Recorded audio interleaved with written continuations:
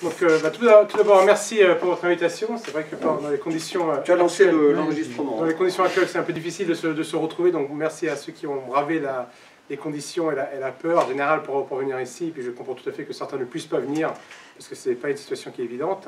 Donc, du coup, j'ai commencé à écrire des livres il y a quelques années pour la simple et bonne raison qu'en 1990, le pays de mon père, la Yougoslavie, mon pays je suis né avec deux nationalités, était en train d'être détruit par des puissances occidentales, notamment par l'OTAN. Et j'ai commencé à vouloir me renseigner, je n'étais pas particulièrement versé dans la chose politique à l'époque, et je me suis renseigné, et en me renseignant, je me suis rendu compte que il y avait pas mal de choses qu'on nous racontait en Yougoslavie, des informations auxquelles j'avais accès, qui étaient différentes de celles que j'avais en France. Et j'ai commencé à gratter un peu, et je me suis dit, il y a quand même pas mal de choses qui ne coïncident pas. Est-ce qu'on serait en train de nous mentir? Et plus je grattais, plus je me rendais compte qu'il y avait quand même des versions, en tout cas en ce qui concernait ces guerres d'ex-Yougoslavie, et plus tard, notamment au Kosovo, où il y avait clairement des mensonges. Et je raconte toujours cette anecdote pour résumer la situation. En France, j'avais accès à l'époque à tout petit peu d'Internet, mais Antenne 2, France 2, je ne sais plus comment ça s'appelait, France 2 était à l'époque TF1. J'avais toujours la même version. Quand j'étais avec mon épouse, on était bouclier humain sur les ponts de Belgrade pendant les bombardements, pour éviter que l'OTAN bombarde les ponts sur lesquels se trouvaient des civils. Quand je rentrais le soir, j'avais accès à la presse internationale, je pouvais voir CNN, BBC. Donc j'étais du côté de la dictature où j'avais accès à la presse internationale, donc ils critiquaient même le gouvernement en place. Mais quand j'étais en France, j'avais qu'un son de cloche, alors que normalement il y avait la pluralité des médias. Donc j'ai décidé de m'engager. J'ai fondé avec un ami une association, j'ai collaboré à la fondation d'une association qui s'appelle Solidarité Kosovo, qui est de la région, qui est de l'Isère. On a fait beaucoup de missions humanitaires, et à force de faire ces missions humanitaires, pour lever des fonds, on a organisé des conférences. Donc j'ai fait une conférence, deux conférences, et puis plusieurs dizaines, et puis pas mal, en France. Et donc du coup, après, j'ai commencé par tout simplement écrire un livre pour expliquer un peu ce que je disais lors de mes conférences. Et il se trouve que plusieurs éditeurs ont été intéressés. C'est ce livre qui est là aujourd'hui, Le martyr du Kosovo, où je raconte ce qui se passe au Kosovo. Quelques années après, donc je continue mon combat pour les Serbes du Kosovo. Quelques années après, j'ai vu qu'il se tramait quasiment le même scénario au Donbass, donc le sud-est de l'Ukraine. Il y avait en quelques mois un coup d'État qui avait été organisé, le président avait été chassé. Comme à l'habitude, on y reviendra tout à l'heure, vous avez le méchant gouvernement qui était en place, qui incarnait tout le mal. En face, c'était les défenseurs de la liberté d'expression, la démocratie. Quand on grattait un peu, on se rendait compte que ceux qui manipulaient la situation, c'était comme ceux qui avaient organisé les bombardements de Yougoslavie et la destruction de ce pays, c'était les États-Unis. Donc du coup, je me suis dit, au bout d'un moment, je vais peut-être écrire, me renseigner sur ce pays qu'on croise régulièrement, hein, première puissance mondiale encore aujourd'hui, qu'on croise régulièrement sur des scènes de guerre en Europe à la fin du XXe siècle, au début du XXIe, et qu'on voit un peu partout, qui est inévitable. Et est-ce que ce qu'on nous raconte sur les États-Unis est réel ou pas, ou pourquoi est-ce qu'on les rencontre à chaque fois qu'il y a des guerres? Je suis pas un pacifiste, mais je pense que les guerres européennes ont fait assez de mal. Et donc, du coup, je vais essayer de comprendre un peu mieux la situation américaine. J'en parlais lors de mes conférences pour le Kosovo, la Yougoslavie et le Donbass. Donc, ce livre, L'Amérique Empire, est le fruit de 10 ans de recherche, pas à plein temps, mais 10 ans que je travaille le sujet. Et je voulais un peu expliquer pourquoi est-ce que les États-Unis constituent un empire qui ne donne pas son nom, et qu'on essaie de comprendre un peu mieux quelle est cette logique impériale américaine, comment est-ce que c'est développé, et ce que cela veut dire pour nous aujourd'hui. Alors d'abord, quand on remonte dans la genèse, les Américains, et que ce soit les politiques ou les grands penseurs, ne se sont jamais cachés de leur volonté impériale. Les pionniers qui ont quitté la Grande-Bretagne avaient la volonté, déjà dès la fin du XVIIe siècle, avaient la volonté de créer un nouveau monde, en rupture avec l'ancien, avec un petit côté de vengeance à prendre sur ce qu'ils avaient quitté. Ils ont toujours voulu montrer qu'ils avaient fait le bon choix de quitter leur pays d'origine et qu'ils voulaient construire quelque chose de nouveau. George Washington, qui était le premier président américain, le chef des rebelles américains lors de la guerre d'indépendance, dit, quand il parle des États-Unis, d'un empire naissant. Thomas Paine, qui à la veille de la signature de la déclaration d'indépendance, dit que les États-Unis vont révolutionner le monde. John Adams, le deuxième président américain, je vous cite, dit: « Notre république fédérative pure, vertueuse et civique durera pour toujours, gouvernera le monde et introduira la perfection de l'homme, sa perfectibilité étant déjà prouvée par Price, Priestley, Condorcet, Rousseau, Diderot et Godwin. » C'est le deuxième président américain qui dit ça. Les États-Unis gouverneront le monde. Donc c'est pas un hasard, c'est pas une construction qui on va dire, par les années, à travers les années, aurait tout d'un coup donné lieu à ce grand empire. Dès la naissance des États-Unis, les hommes politiques ont cette volonté de créer quelque chose de vraiment impérial. Ils ne vont jamais employer le mot, qui n'a pas forcément bonne cote, mais ils ne vont pas hésiter à dire qu'un jour notre pays gouvernera le monde. Cette pensée impériale irrigue aussi les milieux intellectuels.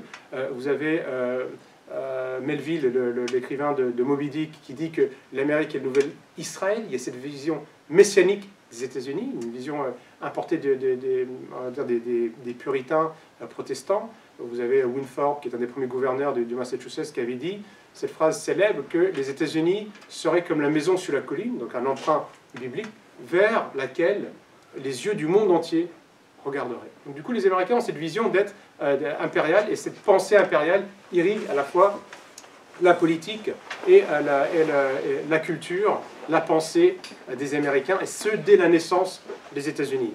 Il ne fait pas de doute que les États-Unis sont un empire. Vous avez certaines personnes qui vont assez ingénues qui vont dire mais non, c'est pas un empire, vous ne pouvez pas dire ça. Un penseur contemporain comme Chomsky dit que parler de l'empire américain, c'est comme de parler de triangle triangulaire. Et Woodrow Wilson, à la fin au début du XXe siècle, lui-même dit que la bannière étoilée, le drapeau américain, c'est pas seulement le drapeau des États-Unis, c'est le drapeau de l'humanité. Donc, quand on veut planter le décor de l'Empire américain, c'est très facile, en très peu de temps, de démontrer que les Américains eux-mêmes sont les premiers à dire qu'ils ont cette volonté de gouverner le monde, et que cette volonté, même si se dédouane du terme d'impérial, est une forme d'impérialisme. Comment est-ce que les Américains ont créé cet empire? D'abord, ils avaient une formidable richesse qui était la population. Je vais vous donner quelques chiffres pour que vous vous rendiez compte à quel point la croissance américaine est phénoménale. Au XVIIe siècle, les Américains sont 250 000. Au XVIIIe, en 1800, ils sont 5 millions. En 1900, ils sont 75 millions. À la même époque, en 1800, les Français sont 30 millions. Ils vont être 40 millions en 1900. Et en 1920, les Américains sont déjà 106 millions. Et malheureusement, la population française, elle, chute. Donc du coup, on a une population française qui, pendant la même période, va passer de 20 à 41 millions, alors que la population américaine va aller jusqu'à 106 millions.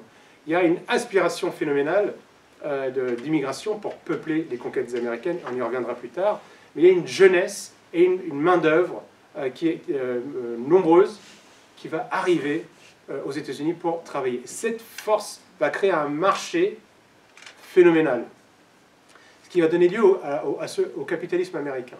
Le capitalisme américain, il a l'avantage de commencer avec des terres quasiment vierges. Il va tout de suite investir dans les nouvelles technologies de l'époque. Mais là où en Europe, on va transitionner, on va faire la transition entre la route, l'automobile, le train, les Américains vont tout de suite commencer avec une partie de la révolution industrielle chez eux. Et avec autant de personnes et une si grande surface à développer, eh bien, ils vont pouvoir faire des économies d'échelle très, très importantes. Donc du coup, eux, rentabiliser une voie ferroviaire ou un investissement industriel va se faire sur plusieurs dizaines de millions de personnes assez rapidement, là où en France, comme je disais tout à l'heure, la taille de la population est restée assez, n'a pas beaucoup augmenté. Vous prenez la France, l'Allemagne, la Grande-Bretagne, si vous enlevez les colonies, chaque pays développe à cette époque-là quand même pas mal pour sa propre économie. Les Américains vont tout de suite développer pour leur pays et aussi exporter. Ils vont énormément exporter et importer. Ils vont être bons dans le capitalisme américain. Ils vont réussir à être très innovants. Ils vont développer des technologies qui vont leur permettre d'exploiter la terre plus facilement. Et donc, du coup, ils vont avoir une économie très productive. Ils vont développer le taylorisme, plus tard le fordisme. Donc, ça, c'est la fin du 19e, début du 20e, où ils vont segmenter le processus industriel pour voir vraiment quelle tâche est-ce qu'on peut allouer à chaque ouvrier pour gagner du temps. Donc, du coup, ils ont cette vision que les Européens n'ont pas développé à un tel point. Pour donner un élément de comparaison, la productivité européenne entre le 19e et le 20e siècle, début du 19e, début du 20e siècle, va être multipliée par 3. Donc les Européens vont faire des progrès dans la productivité, dans l'industrialisation. Les Américains vont améliorer leur productivité, vont multiplier leur productivité par 20. Donc ils vont beaucoup plus vite, très rapidement, et ils vont attirer aussi, paradoxalement, beaucoup d'investissements européens. C'est que comme ils se développent vite, comme ils sont ingénieux, comme ils sont très commerçants, eh bien, beaucoup de capitaux européens, plutôt que d'être investis en Europe, vont traverser l'Atlantique parce qu'ils vont avoir une meilleure rentabilité aux États-Unis. Et ce sont paradoxalement les Anglais qui vont énormément financer les anciennes colonies qu'ils avaient aux États-Unis, parce que le rendement il est très très important. Pour donner un ordre de grandeur, à la fin déjà du 19e siècle, début du 20e, les États-Unis sont déjà la première puissance économique mondiale. La première puissance économique mondiale, ils représentent 30% de la production manufacturière mondiale. Donc ça, c'est en un peu plus de 100 ans la réalisation économique américaine. Il ne faut pas croire que tout s'est fait sans heurts. La croissance américaine s'est faite au contraire à travers beaucoup de violence. On reviendra sur les conquêtes, mais il y a eu beaucoup de crises, des crises raciales, des crises sociales. La condition des ouvriers, des paysans est extrêmement difficile. Je vous invite à lire l'histoire des États-Unis de Howard Zinn, qui raconte la vie des ouvriers ou des ouvrières qui bossent 15 heures par jour pour $1, c'est très très faible, dans des conditions drastiques. Il y a beaucoup de révoltes, de rébellions, soit contre les salaires, pour les droits de vote, qui n'est pas étendu à tout le monde à l'époque. On a aussi des crises religieuses entre protestants et catholiques, immigrés irlandais, immigrés anglais. Les Américains vont même connaître une guerre de sécession, donc une guerre civile, qui laissera sur le carreau 600 000 Américains, avec deux visions opposées de ce que devaient être les États-Unis. Et on perçoit déjà bien cette volonté, on va dire, officiellement fédérale, mais qui est quand même très centralisatrice des Américains lors de la guerre de sécession. Ce n'est pas vraiment une question d'esclavage, contrairement à ce qu'on dit. Les parlementaires du Nord et du Sud avaient tous voté, enfin, c'était pas mis en place, mais ils avaient tous voté, l'ancien président Buchanan, l'amendement Corwin, qui lui reconnaissait l'esclavage dans les différents États. En tout cas, chaque État pouvait décider. Donc c'est un faux prétexte qu'on invoque aujourd'hui. C'est certain qui voulaient lutter contre l'esclavage, mais ce n'était pas la véritable raison. La véritable raison était que l'Amérique du Nord voulait imposer sa vision industrielle, centralisatrice, au Sud, qui était beaucoup plus rural, agricole. Le Sud avait besoin de l'export pour faire son business, pour exporter ce qu'elle produisait, notamment le coton. Le Nord, lui, avait besoin des capitaux, mais avait fermé ses frontières, a posé des barrières tarifaires pour protéger ses marchés. Il n'avait pas la même vision. Le paradoxe aussi, c'est que les 13 premières colonies des États-Unis ont dit « bon, on n'est plus d'accord avec ce qui se passe avec la couronne d'Angleterre, on n'est plus aligné, on ne se sent plus britannique, on veut réclamer notre indépendance ». Et tout le monde était d'accord sur ça, et ça a fédéré l'ensemble des Américains à la fin du 18e. Quand les États du Sud ont dit « on veut faire la même chose, nous ne sommes plus d'accord avec ce qui se passe à Washington, on veut demander notre indépendance », eh bien, il aurait été empêché de le faire. Malgré cela, malgré ces crises, malgré cette terrible guerre civile, ça démontre l'incroyable esprit de résilience des Américains, qui, malgré ça, ont réussi à se hisser en très peu d'années à la première puissance économique mondiale. Il y a aussi dans cette création, dans cette constitution de l'économie, l'émanation d'une élite financière qui a toujours été présente aux États-Unis. Au XVIIe, vous avez déjà 1% de la population qui a 20% des richesses. Au XVIIIe, on passe à 1% pour 1% de la population qui détient 40%. Donc vous avez toujours une oligarchie financière qui contrôle les États-Unis. George Washington était un des hommes les plus riches des États-Unis. Mais vous allez avoir des millionnaires qui vont sortir de ce développement commercial. Et vous allez avoir très peu d'hommes qui vont être extrêmement riches. On pense à Rockefeller, on pense à Carnegie, on pense à Vanderbilt.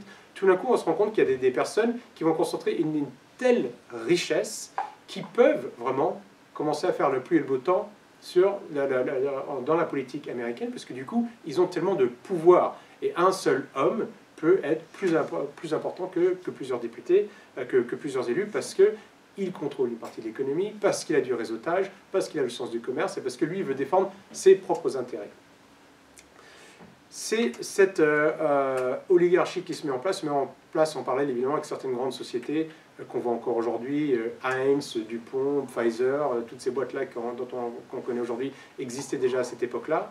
Et les États-Unis commencent déjà à être dépossédés du pouvoir.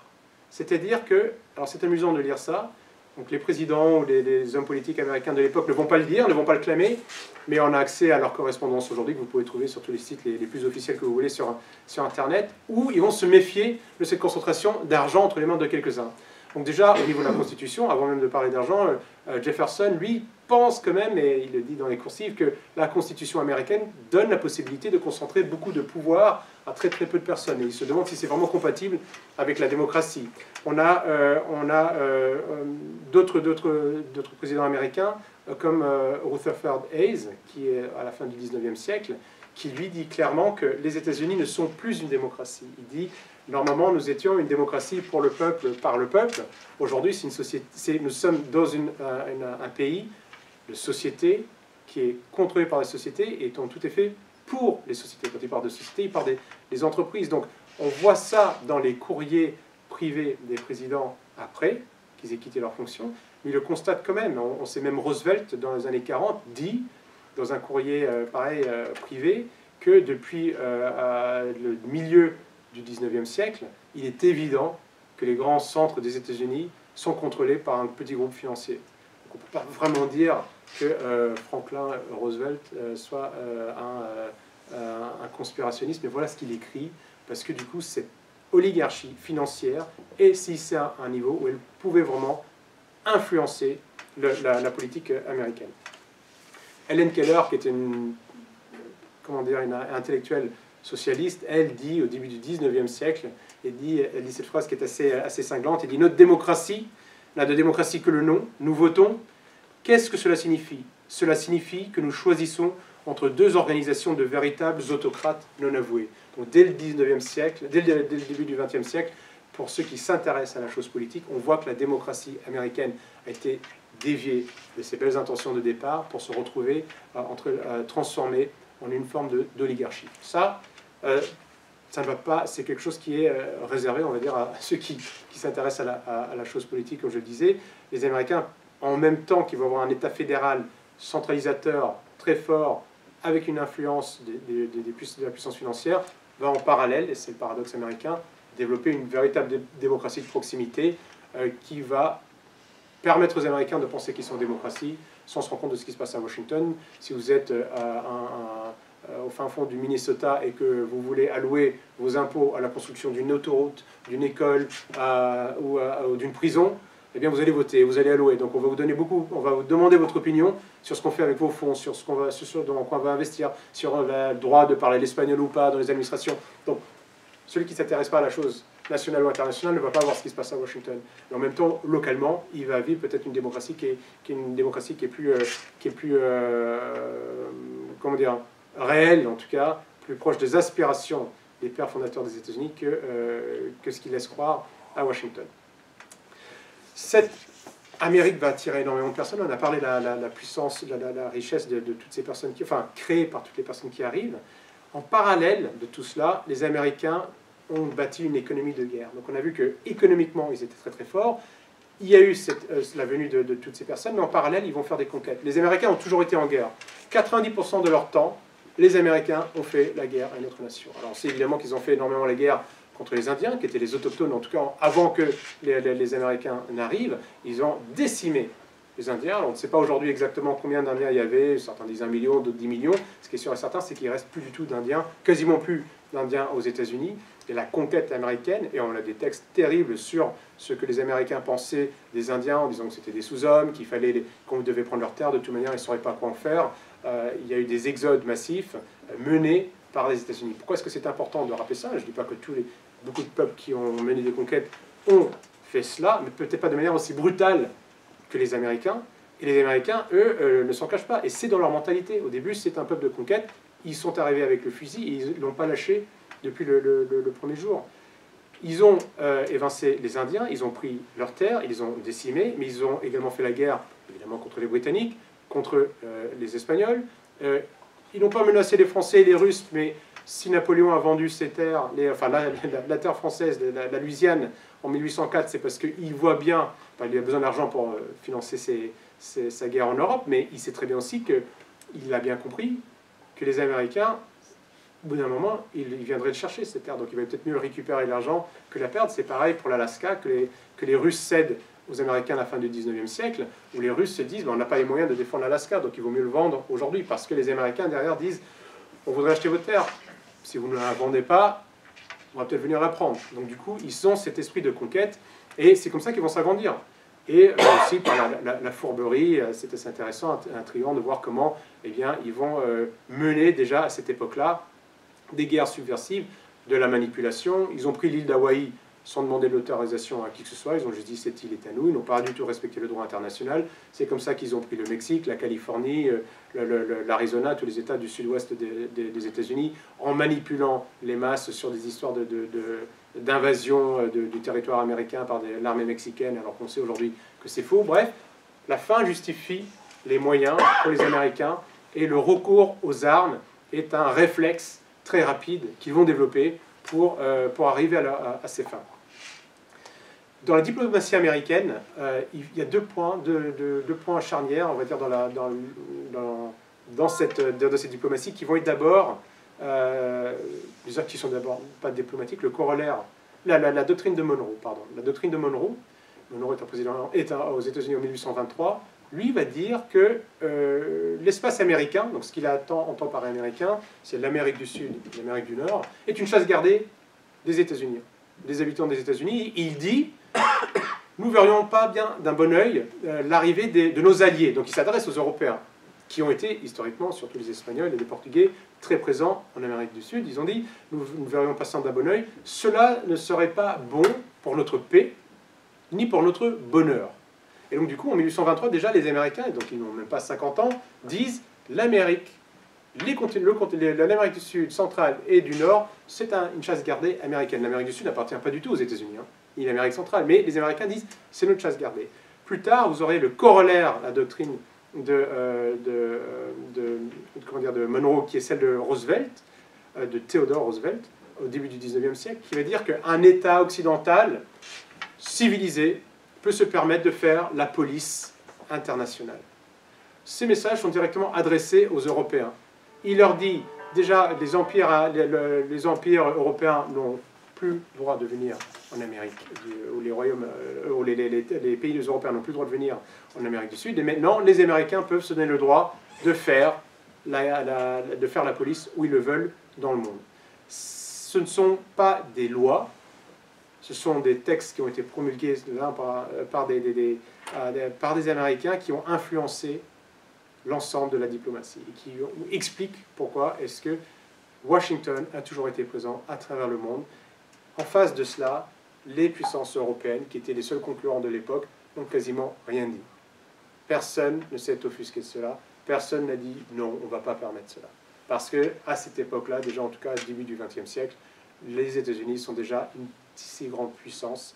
70% des transactions commerciales des États-Unis se passent avec l'Europe, et les États-Unis ont très clairement indiqué aux Européens qu'ils étaient le nouveau patron, qu'ils avaient pris le relais du dernier empire européen existant, qui était l'Empire britannique. Les Américains, donc, du coup, vont être en guerre permanente, et il va y avoir deux aubaines. Alors certains disent qu'ils je ne pense pas qu'ils les aient suscités, je pense qu'ils sont malins et qu'ils en ont profité. La première aubaine, c'est évidemment la Première Guerre mondiale. La Première Guerre mondiale, l'Amérique, première puissance mondiale, il y a un sentiment, ce qu'on appelle isolationniste à l'époque, des Américains, du peuple américain, qui très clairement ne veut pas de la guerre. Il n'en veut pas. D'abord, beaucoup de ces Américains ont encore de la famille en Europe, des familles qui se battent entre eux. On a peur au niveau des élites américaines que Britanniques, descendants de Britanniques, descendants d'Allemands viennent aux mains. Ils doivent gérer cette situation et ils n'ont pas envie d'aller se battre. Et Wilson se fait réélire en 1917, c'est le slogan « Il nous a évité la guerre ». Donc il y a un sentiment très anti-guerre au niveau du peuple américain. Eux, ils sont déjà très contents. Je pense que le citoyen ordinaire américain est très content d'avoir un espace incroyable entre l'Atlantique et le Pacifique. Il y a beaucoup d'emplois, les salaires, mine de rien, ne sont pas mauvais, c'est la société de consommation, donc il n'a pas vraiment envie d'aller se battre dans ses pays d'origine pour des raisons politiques. Wilson, moins d'un mois après avoir été réélu, déclenche la guerre. Et ça, c'est amusant n'est pas le bon terme, évidemment, on le verra plusieurs fois. Roosevelt, avant la Deuxième Guerre mondiale, s'est fait élire en disant qu'il n'enverrait jamais un soldat américain, un Américain se battre aux États-Unis. Ils font la guerre. Ford a fait la même chose pour le Vietnam. Donc du coup, c'est une constante. Les présidents américains disent qu'ils sont pour la paix, se font élire sur des programmes pacifiques et finissent très rapidement par faire la guerre. Mais la Première Guerre mondiale est une aubaine. Les Américains arrivent dans la guerre, rentrent dans la guerre à la fin de celle-ci. Il y a 18 millions de morts européens, 100 000 morts américains. Donc du coup, il ne faut pas qui sont valeureux. C'est ceux-là qui sont venus se battre. La moitié d'entre eux sont morts de différents virus et de maladies. Ils sont venus se battre, mais les empires européens, les pays européens étaient détruits. L'empire austro-hongrois n'existe plus, l'empire allemand non plus, l'empire ottoman non plus, et la France et l'Angleterre sont à genoux. Et les soldats américains sont sur le territoire européen. Et la Russie, n'en parlons même pas, qui suivit la révolution de 1917. Donc les Américains étaient déjà la première puissance mondiale, ils ont leurs principaux concurrents qui sont dévastés. Les Américains donc, vont continuer à développer leur société, ils vont développer leur économie, ils vont vivre une période de prospérité, des années folles, mais ils vont connaître aussi des crises. On a parlé des crises, il y a différentes crises systémiques qui viennent secouer régulièrement. On a parlé des différentes crises raciales, religieuses, économiques du 19e. Au 20e, vous avez le krach de 1929 qui va chambouler donc, du coup, l'économie américaine. L'économie américaine mettra plusieurs dizaines d'années pour s'en remettre. Et on verra déjà à l'époque l'impact que peut avoir une crise américaine sur le reste du monde. C'est-à-dire qu'on commence déjà à voir cette relation mondialisée et de l'impact que les États-Unis ont sur les économies de la France, de l'Angleterre, de l'Allemagne, de tous ceux qui ont investi aux États-Unis ou qui ont des relations commerciales importantes avec les États-Unis. La Deuxième Guerre mondiale est encore plus une aubaine. Les Américains rentreront un peu plus tôt, quoi qu'en France, ils rentrent quand même dans la dernière année de la bataille. Les Soviétiques avaient déjà fait une bonne partie du boulot pour affaiblir l'armée allemande. Les Américains vont venir se battre, et pareil, je reconnais le courage de ces soldats américains qui sont venus se battre, mais ils vont surtout aussi tirer politiquement l'épingle du jeu, parce qu'avant même la fin de la Deuxième Guerre mondiale, les Américains vont créer les instruments, les organisations qui vont façonner le monde occidental d'après-guerre. Déjà en 1944, à Dumbarton Oaks, les Américains réunissent leurs alliés internationaux pour parler, et même leurs alliés internationaux pour parler de la création de l'ONU, l'Organisation des Nations Unies. Wilson avait déjà tenté l'idée après la Première Guerre mondiale, et les Américains étaient globalement contre, comme je le disais tout à l'heure, le mondialisme, la Société des Nations, toutes ces choses-là sont assez étrangères aux citoyens américains. C'était un projet de l'élite américaine, l'élite financière. Après la Deuxième Guerre mondiale, il y a une adhésion immédiate à la création de l'Organisation des Nations Unies. En même temps, les Américains ont économiquement expliqué les nouvelles règles du jeu et distribué les cartes à Bretton Woods, où ils vont dire aux puissances alliées que le dollar est la monnaie de réserve mondiale, que désormais les monnaies s'échangent contre le dollar, mais que seul le dollar s'échangerait contre l'or. Et le reste des autres nations ont suivi ça. Les Américains ont créé le FMI, ils ont créé la Banque mondiale, ils ont lancé le GATT qui est devenu l'OMC. Bref, tous les instruments, les outils de reconstruction du monde occidental, mais on verra que ça dépassera largement le monde occidental, d'avant la fin de la Deuxième Guerre mondiale, ce plan est déjà mis en place par Washington, parce qu'ils savent qu'ils sont quasiment la seule superpuissance, en tout cas dans le monde occidental. Ils définissent ces règles. Officiellement, ils ne vont jamais dire, vous ne verrez jamais, c'est une invention américaine, mais le patron de la Banque mondiale est toujours un Américain. En 1949, les Américains lancent l'OTAN. Et les autres nations, c'est ça ce qui va faire la puissance américaine, vont petit à petit s'asseoir sur une partie de leur souveraineté pour laisser les États-Unis piloter ce qu'ils appellent le monde libre, mais qui va dépasser le monde libre. L'ONU va regrouper quasiment tous les États de la planète. Le dollar va être une monnaie d'échange pour de nombreux pays, même ceux qui ne sont pas directement identifiés comme atlantistes. Ces instruments vont permettre aux États-Unis de progressivement avancer leurs pions économiques et politiques bien au-delà de leurs propres frontières. Et on est toujours dans cette construction impériale. Si vous n'êtes pas un empire, si vous n'avez pas envie de gérer les peuples des autres pays, vous ne définissez pas des règles pour ces pays. Vous êtes souverain et vous dialoguez avec des pays souverains. Vous n'êtes pas en train de dire bah, voici la monnaie, voici le Fonds monétaire international, voici la Banque mondiale, voici tous ces instruments qu'on va travailler, alors que c'est vous qui les pilotiez, c'est cette vision impériale. Et le reste du monde va suivre parce que le reste du monde n'a pas beaucoup de choix. Les grands concurrents américains ont été détruits pendant la Première et la Deuxième Guerre mondiale. Qui peut rivaliser avec les États-Unis? Personne, quasiment personne, puisque vous avez quand même à la fin de la Deuxième Guerre mondiale l'URSS qui est créé, mais qui ne pourra jamais vraiment concourir avec les États-Unis. C'est une immense masse terrestre, c'est une masse très riche en hydrocarbures, Et jamais est-ce que l'URSS pourra faire avec sa zone d'influence ce que les États-Unis ont fait. D'autant plus que les États-Unis ont fait beaucoup de choses en coulisses. Ils n'ont jamais dit on est en train de construire un empire. Ils ont dit on est en train de construire un monde meilleur. On va aider. On est très riche, on a la chance. On va vous aider. On va vous reconstruire. On va vous prêter de l'argent. On va vous donner de l'argent. Tellement on est généreux. Dans le plan Marshall, les Américains donnent de l'argent aux Européens. Mais, ça on ne sait pas toujours, les Européens doivent se constituer des fonds avec la monnaie locale d'un montant égal. Les Européens doivent acheter américain. Donc quand on a une agriculture une petite de taille à taille, dimension humaine, et que vous ne pouvez acheter que des grands tracteurs, ben, petit à petit, ça aide à transformer la société, à se dire, bon, ben, on va faire un peu comme les Américains, on va faire de l'agriculture un peu à l'américaine. C'est un exemple, mais on va s'adapter aux normes américaines, aux règles américaines, parce que de toute manière, derrière, il y a l'argent et qu'il faut de l'argent pour vivre.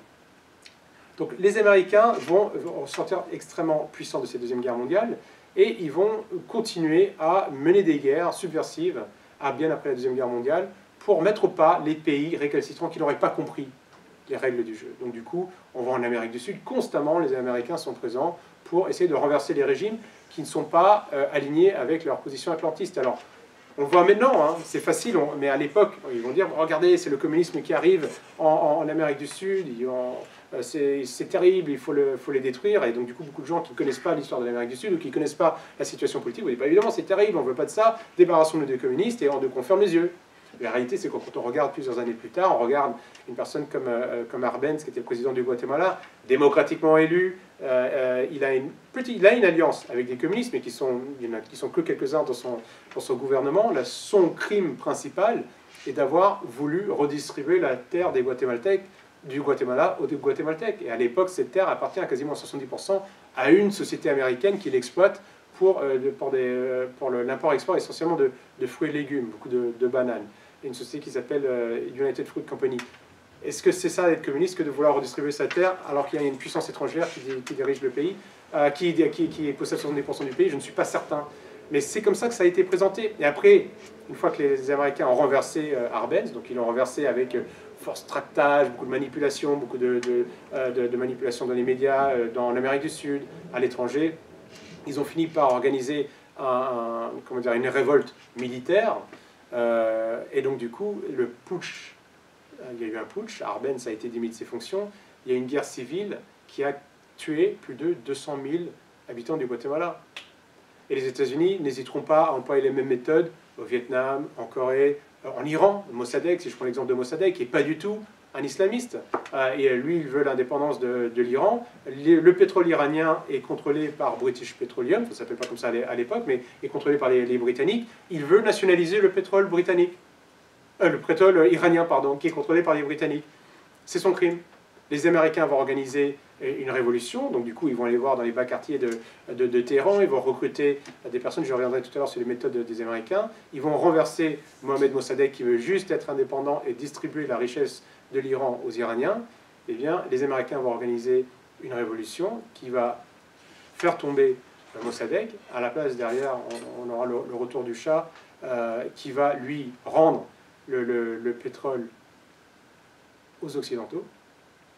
Et plusieurs années plus tard, on aura les crises islamiques, parce qu'on peut imaginer que ces pays qui ont été malmenés par les Américains, les atlantistes pendant quelques années, au bout d'un moment, ils sont allés chercher à se défendre autrement. Enfin, ça, c'était une occasion loupée, et une occasion loupée historique d'essayer de laisser les nations souveraines se gérer elles-mêmes. On voit ce que donne l'ingérence parfois. Mais j'y reviendrai tout à l'heure. Donc cette ingérence, elle a été menée partout, non seulement, alors on part d'Iran, du Guatemala, mais elle a été menée aussi en France, elle a été menée en Allemagne. Les Américains sont extrêmement présents, les Américains détestent le général de Gaulle, et ils font tout. Pourquoi est-ce qu'ils le détestent? Parce que du coup, lui, il veut se battre pour la souveraineté française. C'est le seul crime. Au moment où les Américains arrivent en Europe, ils ont déjà des billets qui veulent distribuer en France avec de l'AMGOT, qui est l'administration d'occupation américaine. Et les Français vont résister contre ça. Et les Américains ne peuvent pas le supporter. Les Américains ont tout fait pour que la France ne soit pas une puissance nucléaire. Ils ont tout fait pour l'empêcher et les Français ont réussi à le faire. Donc du coup, les Français ont été dans le collimateur des Américains pendant longtemps, parce qu'après-guerre, il y a eu cette volonté de renouer avec la souveraineté française. Comment est-ce que les Américains font ces guerres? Et vous pouvez le voir aujourd'hui, c'est très classique, c'est une technique que j'appelle moi les 5 M. Donc c'est vraiment pas compliqué. D'abord, les Américains ne vont jamais attaquer un pays comme ça. Donc ils vont essayer d'amadouer les responsables politiques, l'élite locale, pour que ce soit plus facile, qu'il n'y ait pas de guerre à faire, parce que faire une guerre, ça coûte. Dans le premier M, quand tout d'un coup un pays tombe en disgrâce avec les États-Unis, il leur faut un monstre. Donc du coup, quel que soit le responsable politique, gauche, droite, musulman, chrétien, ces personnes du jour au lendemain vont devenir un monstre. C'est-à-dire que c'est quelqu'un d'ignoble, quelqu'un qu'on ne peut plus fréquenter. Même si avant, on lui a octroyé des millions de dollars de subventions, même si on l'a invité avec des tapis rouges sur les pas de la Maison-Blanche, cette personne du jour au lendemain devient un monstre. Alors, on l'a vu avec Milosevic en Yougoslavie, on l'a vu avec Saddam Hussein en Irak. Saddam Hussein, les Américains, ils ont fermé les yeux quand Saddam Hussein a envahi l'Iran. Ils ont donné beaucoup d'armes à Saddam Hussein. Saddam Hussein ne posait aucun problème aux États-Unis quand il servait l'agenda géopolitique des Américains. Quand tout d'un coup Saddam Hussein a dit qu'il était intéressé de reprendre le Koweït, là ça a créé un problème. Et il fallait qu'il devienne un monstre. Donc du coup, Saddam Hussein, maintenant qui était l'allié de la veille, qui était un État fort, laïque, non islamiste au Moyen-Orient, était tout d'un coup devenu, Saddam Hussein était devenu le pire des despotes.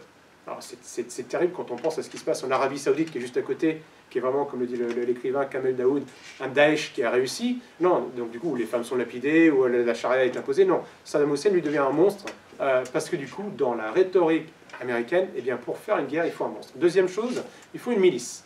Souvent, dans ces pays, si vous voulez soulever le peuple contre le responsable, c'est un peu difficile si vous, Américains, vous arrivez que le peuple a le responsable politique a l'assentiment de son peuple. Donc vous allez miser sur une milice qui sont en général des jeunes gens fanatiques, fanatisés par une idéologie, et vous allez vous appuyer sur ces personnes-là, une idéologie ou une cause, et ils vont s'appuyer sur cette milice pour tenter de renverser le responsable en place. Donc on l'a vu très clairement en Afghanistan, pour lutter contre le pouvoir communiste en place, socialiste on peut dire, les Américains ont clairement financé les islamistes. Dans les années 80, c'est avec des Stingers américains que les islamistes se battent en Afghanistan. Les Américains sont arrivés en Afghanistan auprès des islamistes de l'époque, avant même que les chars russes débarquent, les chars soviétiques. Ça, c'est une réalité. En Yougoslavie, les Américains se sont appuyés sur des mouvements néo-nazis en Croatie. Donc, ils ont fait la même chose en Ukraine. Ils se sont appuyés sur la mafia albanaise au Kosovo. Et à chaque fois, c'est le même. Ils s'en fichent complètement de l'idéologie. Le combat impérial américain n'est pas un combat idéologique, il est un combat de contrôle. Les Américains, ils veulent avoir accès aux ressources naturelles pour fabriquer ou faire fabriquer, et ils veulent accès au marché pour vendre. Tout simplement, c'est tout. Et ils ont fait des années. Ils peuvent travailler avec les communistes, ils peuvent travailler avec toutes les idéologies possibles, si ceux-là ouvrent leurs portes au commerce américain. C'est ça la seule règle. Et ils vont s'appuyer sur ces milices. Donc du coup, vous avez le monstre. Face au monstre, vous avez une milice de rue qui va être armée, formée, pour essayer de lutter contre le fameux monstre. Vous avez ensuite de cela, vous avez toujours une campagne de montage ou de mensonge. C'est le troisième M. Et c'est systématique. On nous a dit qu'avant que le temps débarque en Bosnie-Herzégovine, ils ont accusé les Serbes d'avoir bombardé le marché de Marcal, qui est un marché musulman. Or, on sait aujourd'hui que ce sont vraisemblablement des tirs intentionnels ou pas d'une faction du camp bosniaque musulman qui aurait fait ça. Et c'était le prétexte. Et on a montré des images. On a regardé ces terribles Serbes. Ils tirent sur des civils qui vont au marché. Personne se donne... personne va regarder derrière, les médias ne vont pas regarder pour voir est-ce que c'est vrai, est-ce que c'est pas vrai. Les personnes sur le terrain, des militaires, même français, vont dire attendez, on a des doutes parce que du coup ça ne correspond pas au plan qu'on a de la région. On ne voit pas comment ces tirs auraient pu partir des Serbes, mais c'est pas grave. C'est diffusé à la télévision devant des centaines de millions de téléspectateurs. On a vu la même chose avec les couveuses au Koweït. On disait que les soldats irakiens débarquaient, prenaient les bébés dans les couveuses, les jetaient par terre, les piétinaient. Or, cette histoire a été racontée, et ça vous pouvez vérifier cette information sans problème, par la fille de l'ambassadeur du Koweït aux États-Unis. C'est un pur montage. C'est-à-dire que ce n'est même pas une histoire qui aurait été déformée. C'est-à-dire que la fille est arrivée, elle a inventé cette histoire. Pareil, personne n'est allé vérifier, ça a été diffusé dans le monde entier. Je ne parle même pas des armes de destruction massive. Colin Powell, au Conseil de sécurité des Nations Unies, qui agite sa petite fiole de poudre blanche et qui dit qu'il y a des armes de destruction massive en Irak. on est en 2022, on attend toujours les preuves de ces armes de destruction massive, qui n'existent pas. Ils mentent. Ils mentent et ils sont prêts même à organiser des montages, comme cet exemple des découveuses, pour arriver à leur fin. Parce que comme les gens sont de moins en moins éduqués, ils connaissent de moins en moins leur géographie et l'histoire, c'est très facile entre une pub de Coca-Cola et une émission de télé-réalité de dire que, eh bien, il y a un monstre. Regardez ce qu'il a fait et quelle est la suite logique? On fait la guerre. Et tout le monde va dire, bah oui, puisque c'est un monstre et que ce qu'il fait est terrible et que tout le monde le dit, c'est que c'est vrai. Donc, ok, bah, je suis prêt pour qu'une partie de mon budget serve à faire la guerre. C'est la conditionnement, c'est la fabrique du consentement dont parle Chomsky. C'est exactement ce qu'ils font. Une fois qu'ils font la guerre, donc du coup, ils vont faire vivre le complexe militaro-industriel. J'ouvre une parenthèse. Est-ce que vous savez qui a parlé de ce fameux complexe militaro-industriel? Qui en parle? Eisenhower. Voilà, Eisenhower. C'est le président américain dans son discours de fin de mandat qui met en garde les Américains contre ce complexe militaro-industriel et la possibilité que les Américains ont de perdre leur démocratie. Parce que du coup, au sein même de l'appareil de l'administration américaine, on pourrait parler d'État profond, il y a ce fameux complexe militaro-industriel qui est inquiétant et qui fait ce qu'il veut. Donc ce complexe militaro-industriel, il se rue sur les différentes guerres créées par les Américains. Ils ont besoin de montrer leurs armes, ils vont s'en servir, ils vont bombarder outre mesure. Donc du coup, ils l'ont fait depuis le début. Le Vietnam, la Corée, la Yougoslavie sont des pays qui ont été décimés. Décimés. Et les bombardements américains, ce n'est pas des bombardements ciblés, stratégiques, chirurgicaux, comme on dit à la télévision. Ce sont des bombardements où tout le monde est bombardé. Et même, c'est la stratégie de s'attaquer aux infrastructures, aux ponts, les bâtiments, les administrations, les routes, les gares. On veut faire mal au peuple, pas vraiment à la personne qui est, on va dire, au gouvernement en place. On veut faire mal au peuple. Ça, c'est extrêmement important, et on veut détruire le pays. C'est ce qu'ils ont fait en Irak, c'est ce qu'ils ont fait dans tous les pays, ils le font partout. Qu'est-ce qui se passe à la fin? Vous avez le 5e M. C'est l'arrivée des multinationales. Qui arrive pour reconstruire le pays? Qui arrive pour construire des centrales hydrauliques, pour reconstruire des aéroports, pour reconstruire des gares, pour reconstruire des écoles, des hôpitaux? Les multinationales américaines.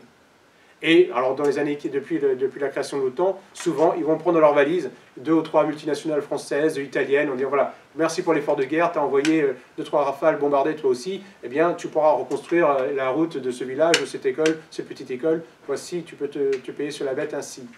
C'est ce que font les Américains, ce sont les 5e, et vous pouvez le voir aujourd'hui, dès que vous commencez à voir qu'il y a une révolution quelque part, et que les Américains sont pas loin, vous pouvez être sûr que ça c'est la suite logique du scénario. En parallèle de ça, et de cette économie guerrière, les Américains ont été très forts dans ce qu'ils appellent eux-mêmes, c'est Joseph Nye, un professeur américain qui développe ce terme de soft power. Ce qu'on vient de voir, la guerre, l'armée, c'est ce qu'ils appellent le hard power. Le soft power, c'est la puissance douce. Les Américains sont très très doux pour, au sein même de leur empire, en tout cas de leur zone d'influence, eh bien, porter la bonne parole de l'American Way of Life. Donc on le voit par la culture, on le voit évidemment par les séries télévisées américaines, par la culture pop américaine, par la musique américaine, par l'usage de la langue anglaise.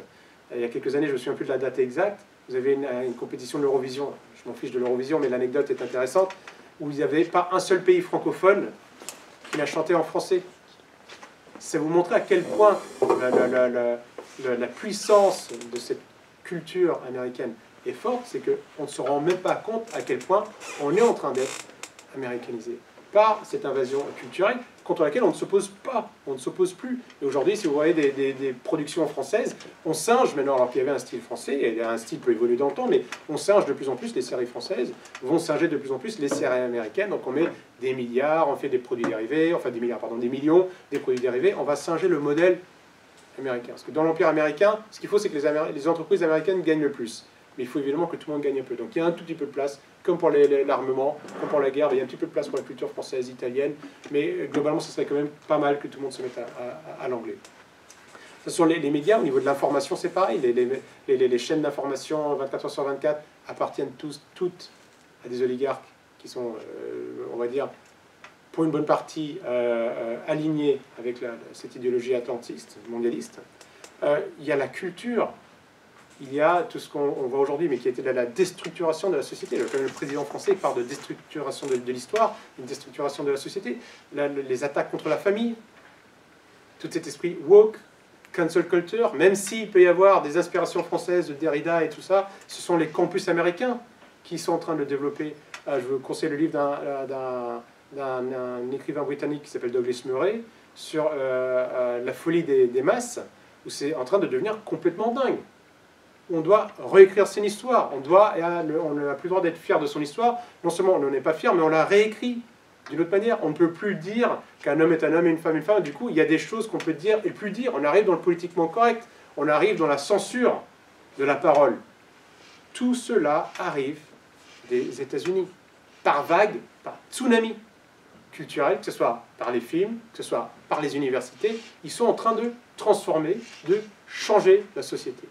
Parce qu'ils ont besoin, si vous voulez gérer une population de plus en plus importante, vous avez quelque part besoin de chercher à la rendre homogène.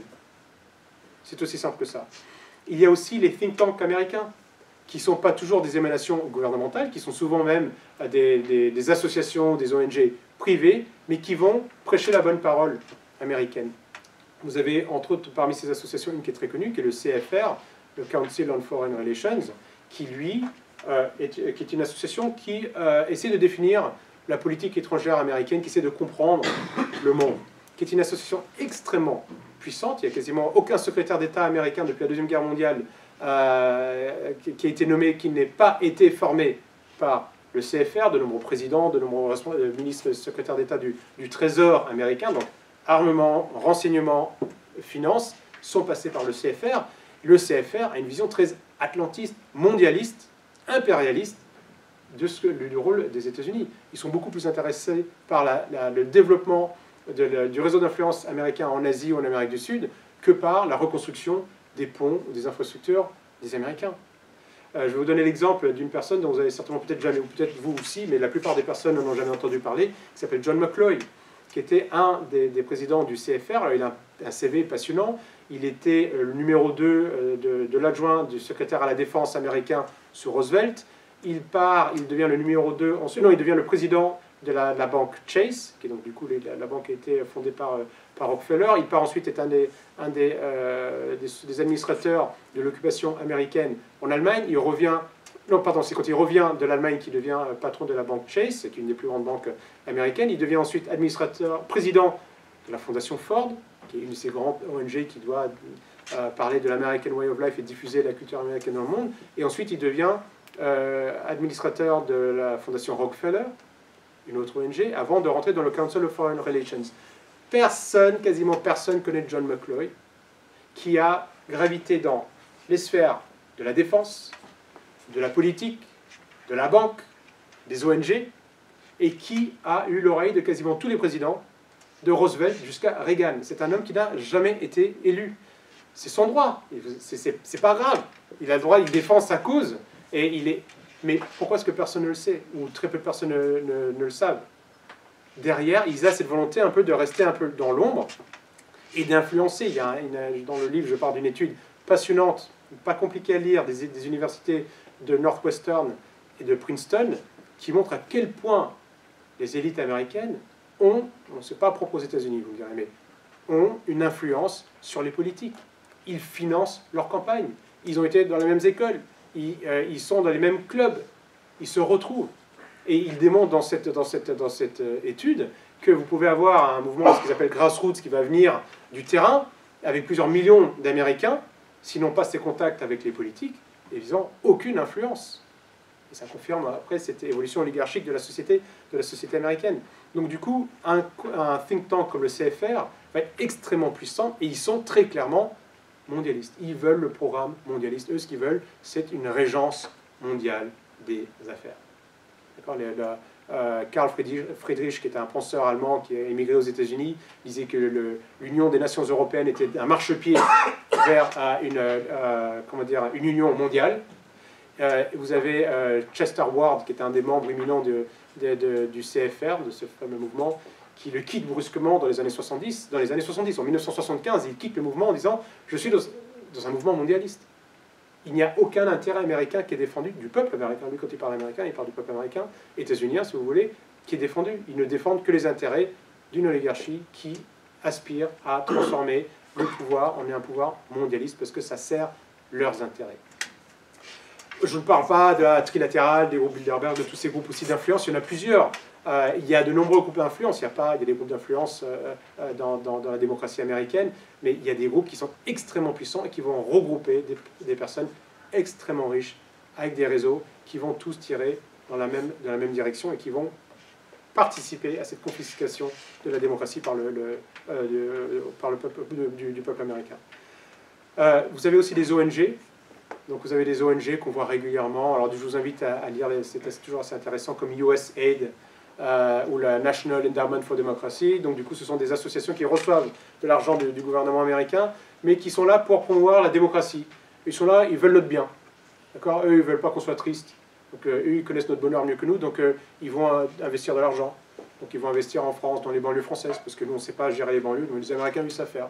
Donc ils vont faire. Les Ukrainiens, ils ne connaissent rien à la démocratie, donc du coup, les Américains vont leur apporter la démocratie. Donc ils vont apporter, ils l'ont avoué eux-mêmes, ils ont investi 5 milliards de dollars pour apporter la démocratie en Ukraine. Qu'est-ce que ça veut dire? C'est qu'ils ont formé pendant plusieurs années une jeune élite pour renverser le pouvoir en place quand celui-ci n'était plus aligné avec Washington.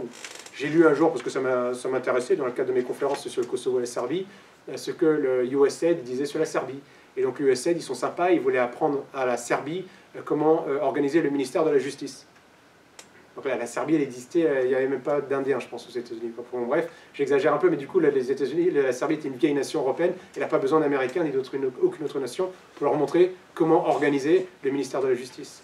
Donc voilà ce que font ces ONG américaines. Alan Weinstein, qui est le fondateur de USAID, lui dit que c'est dingue ce qu'ils arrivent à faire, parce qu'ils font ouvertement aujourd'hui ce que la CIA faisait clandestinement 25 ans auparavant. Voilà ce que dit le fondateur de USAID. D'accord ? Et USAID est présent partout dans le monde.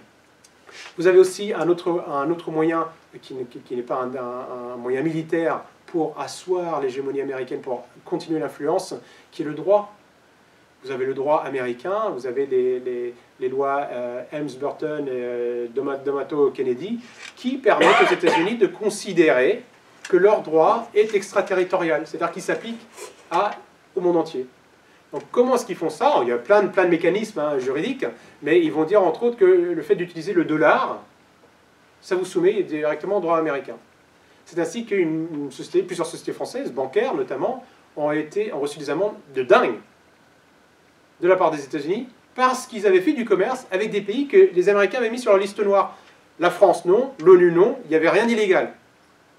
La BNP a fait des transactions avec Cuba, avec la Somalie, je pense, différents pays, pas à travers une filiale, je ne connais plus très l'origine de l'histoire, mais bref, elle n'a rien fait d'illégal. Mais elle a fait du commerce en dollars. Les Américains ont dit, mais vous avez fait du commerce avec un pays qui est sur ma liste noire.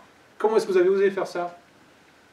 Et la BNP a payé une amende de 9 milliards.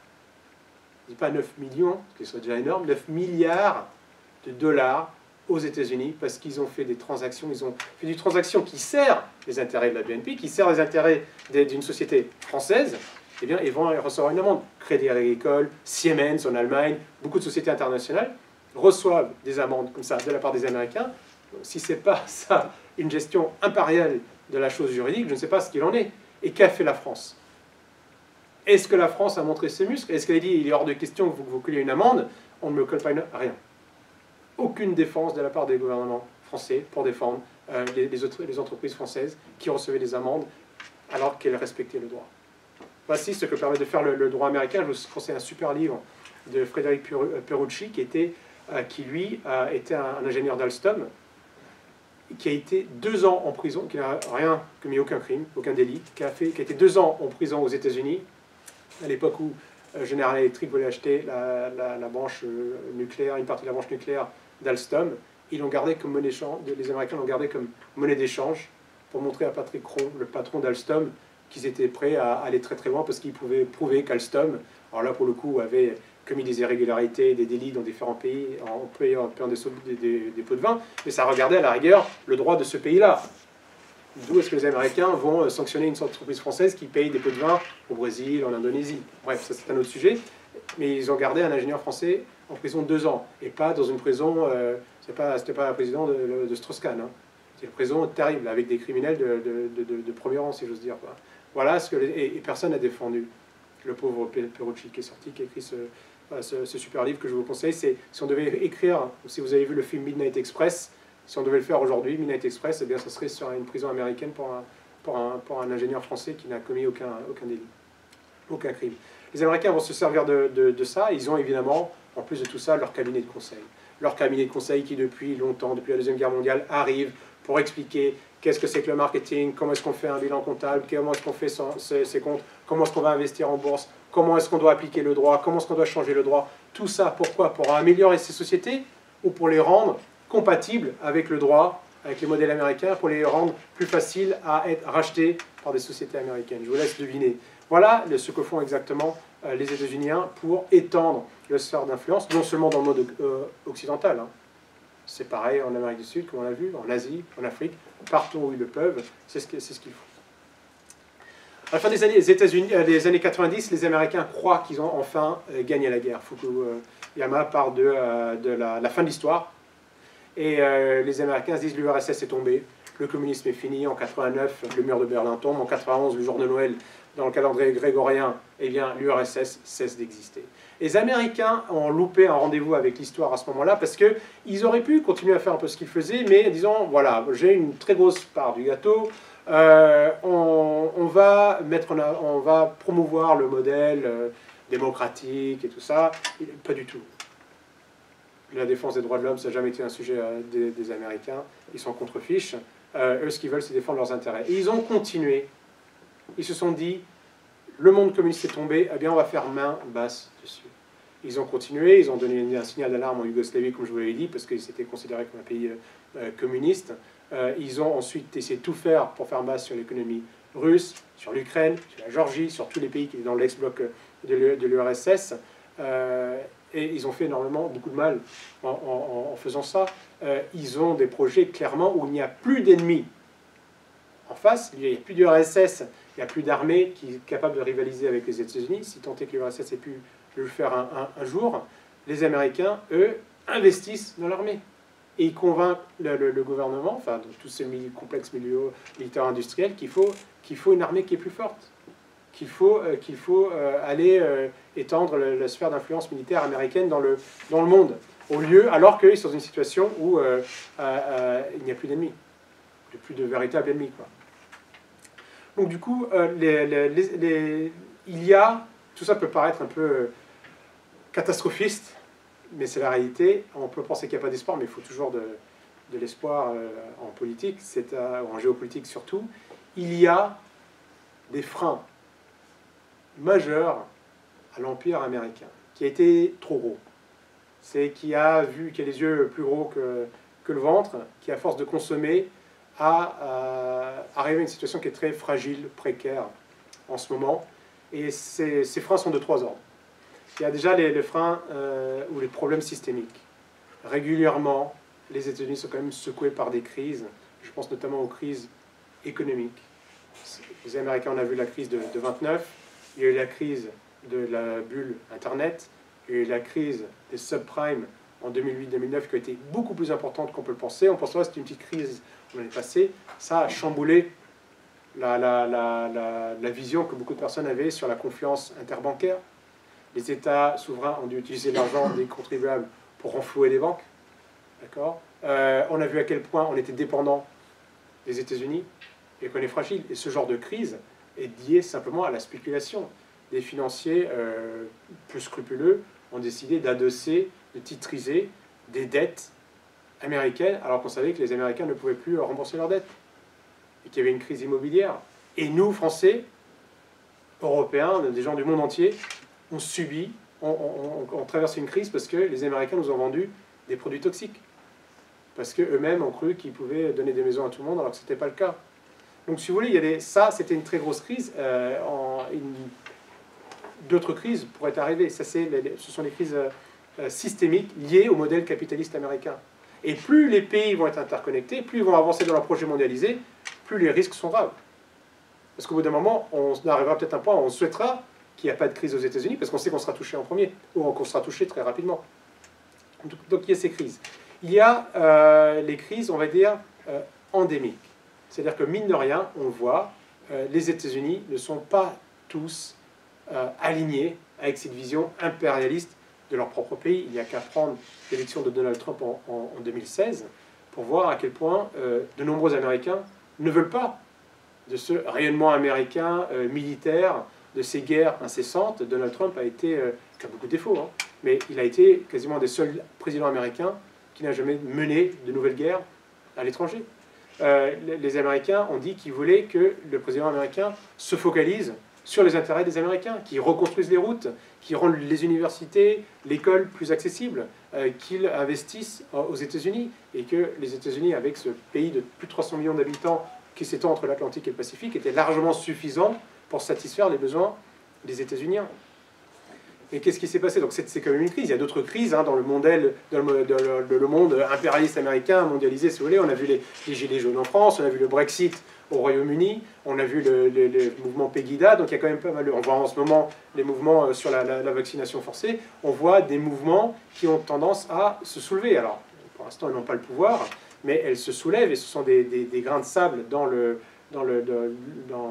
modèle mondialiste qui est créé par Washington. Mais on n'avait pas ça avant. La situation est plus précaire aujourd'hui, mais on voit ces mouvements se créer. Et puis vous avez le troisième frein qui sont les mouvements, ou plutôt les modèles exogènes. Les Américains ont tout fait, et on comprend peut-être mieux, mais ça veut dire qu'ils se sont mal pris, ont tout fait pour qu'il n'y ait plus de concurrents une fois que l'URSS était tombé. Ils se sont dit, on ne veut plus du tout, ils l'ont écrit à maintes reprises dans leurs différents documents sur leur stratégie militaire et géopolitique, il ne fallait pas de concurrents, notamment en Asie ou sur le territoire de l'ex-URSS. C'est pour ça qu'ils ont investi dans l'armée, mais ils se sont clairement mal pris, puisque aujourd'hui, les deux principaux concurrents des États-Unis, et d'un point de vue géopolitique et d'un point de vue économique, sont sur le continent euro-asiatique. Donc du coup, alors il y a celui dont on pense immédiatement, c'est pas le plus important, mais c'est la Russie, qui s'est reconstituée. Les oligarques américains ont essayé de faire main basse sur la Russie. À l'époque de Yeltsin, c'était possible, peut-être. À l'époque de Poutine, ça l'est plus du tout. Et Poutine a réussi à refaire de la Russie un pays souverain, un pays qui se fait respecter. Le Kosovo serbe est défendu par la Russie et la Chine, on en parlera après, au Conseil de sécurité des Nations Unies.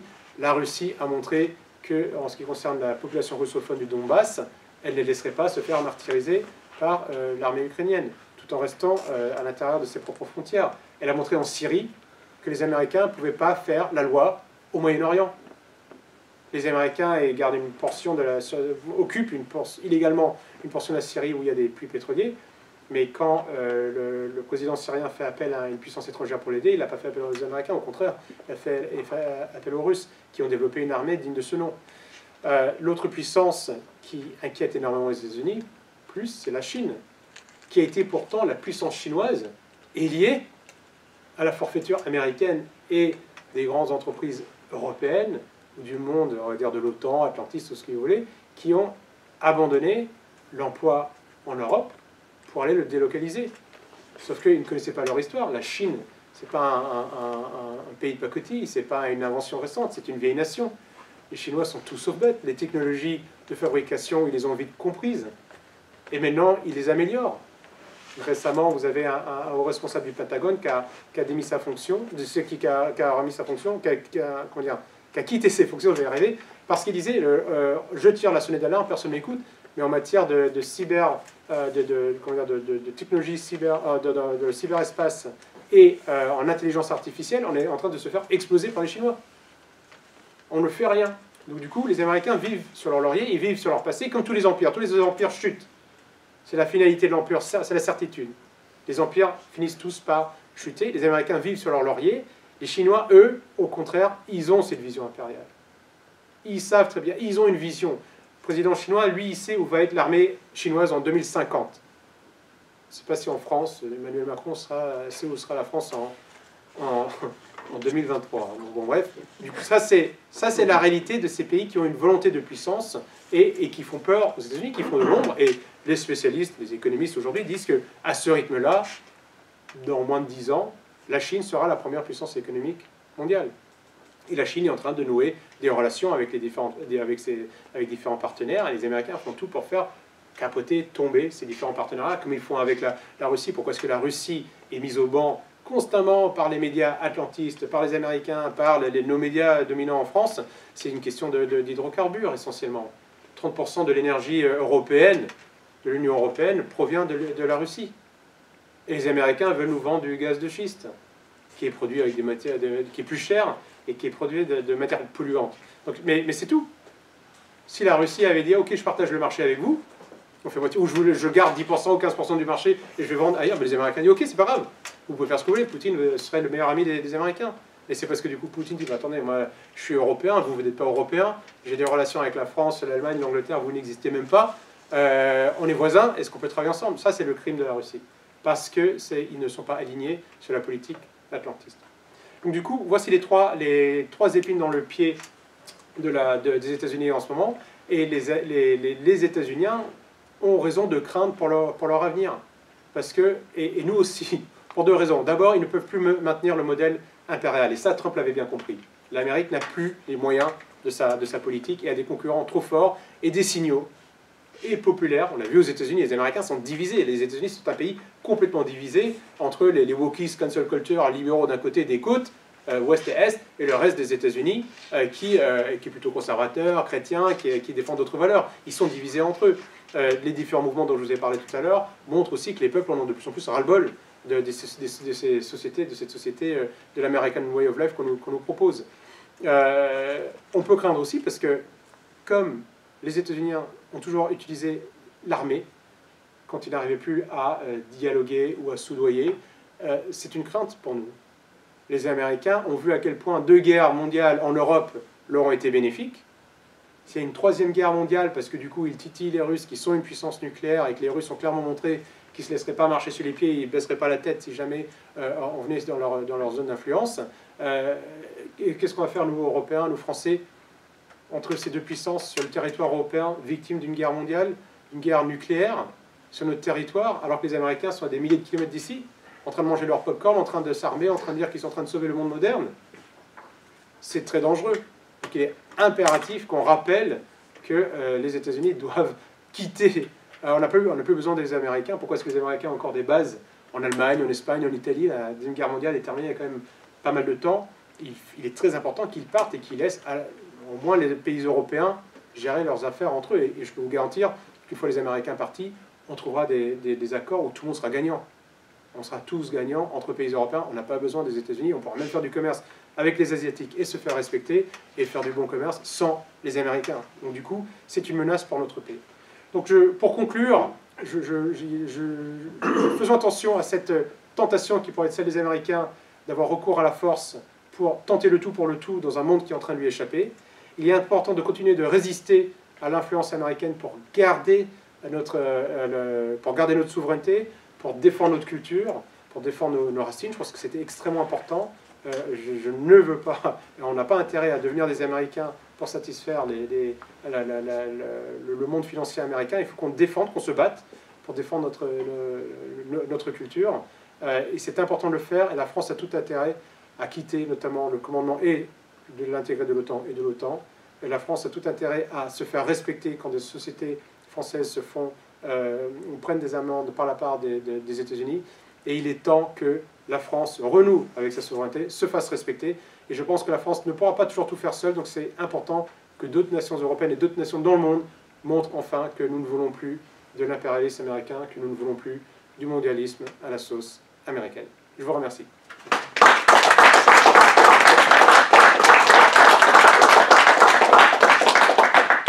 Bravo Nicolas, c'était très, très intéressant de voir.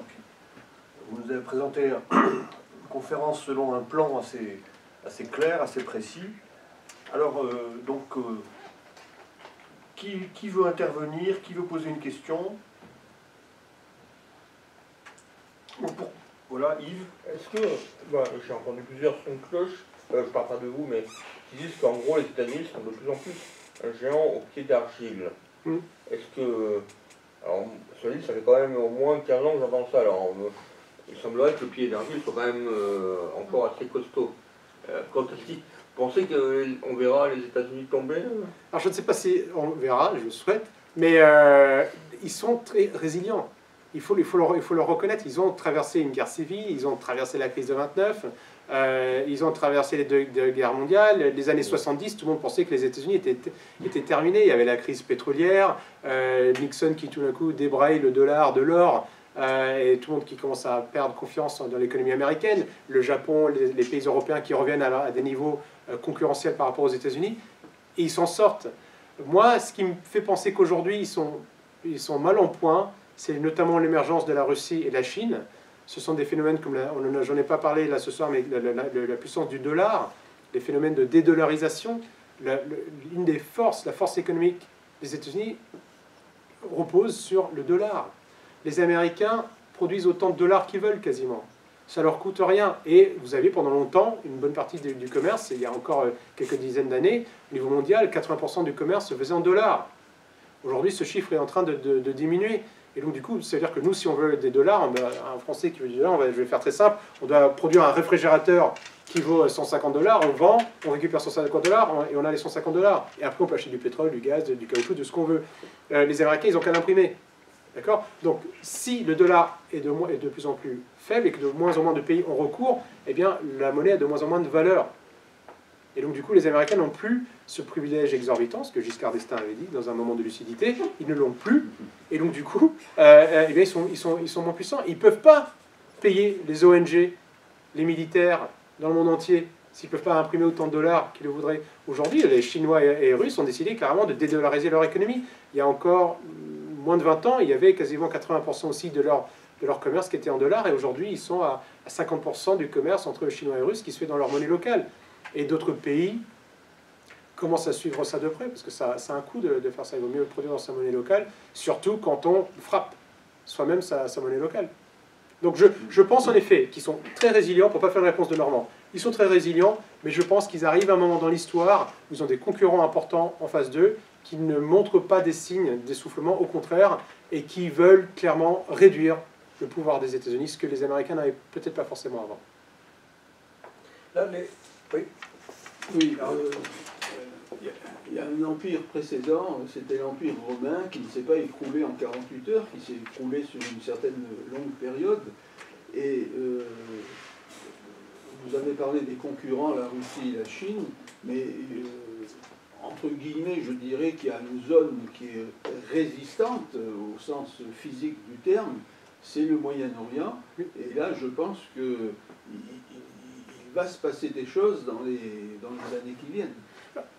Washington soutient des régimes corrompus depuis la Deuxième Guerre mondiale, les accords avec les Saoudiens, uniquement pour le pétrole. Ils veulent contrôler. Et c'est vraiment un crime qui a été fait, et une bêtise, parce qu'on en paye les conséquences aujourd'hui, quand on parle d'islamisme notamment, d'avoir cette politique d'ingérence où on a poussé les peuples arabes dans les mains d'extrémistes musulmans. Et ça faisait les affaires, contrairement à ce qu'on pense, ça faisait les affaires des Américains, parce que vous avez des mouvements extrémistes, vous avez du terrorisme, qu'est-ce qu'il faut faire? Ben vous envoyez des soldats, vous faites la guerre, vous défendez. Donc du coup, et le Moyen-Orient, personne, tout le monde est au courant de ça, c'est un secret de polichinelle, ils tiennent que parce qu'ils soudoient des régimes qui sont à leur botte, et les pays arabes, les Arabes, eux, ne veulent plus de ça. Et donc, du coup, ce qu'il faut espérer, c'est qu'ils arrivent à se libérer sans avoir recours à l'islamisme. C'est ça notre drame aujourd'hui.